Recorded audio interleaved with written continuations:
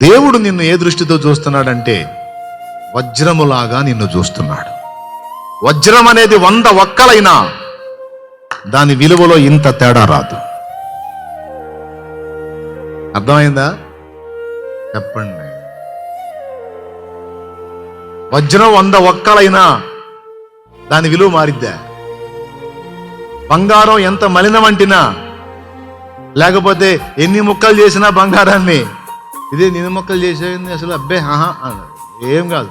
ఎన్ని మొక్కలైనా సరే దేనికి తగ్గ తూకం దానికి ఉంటుంది. విలువ మారదు. ఒక్కసారి ఆలోచించండి. అసలు దేవుని మనస్సులో మన స్థానం ఏంటి? దేవుని హృదయంలో మన చోటేంటి? దేవుడు నిన్ను ఎలా చూస్తున్నాడు? కొన్ని లోపాలు నీలో జరిగినాయని, కొన్ని పొరపాట్లు నీ వల్ల జరిగినాయని, ఏదో ఒక పాపం నీ నుండి జరిగిందని ఆన్ ది స్పాట్ నిన్ను అవాయిడ్ చేసేసి దేవుడు అసహించుకొని త్రోసివేస్తాడా?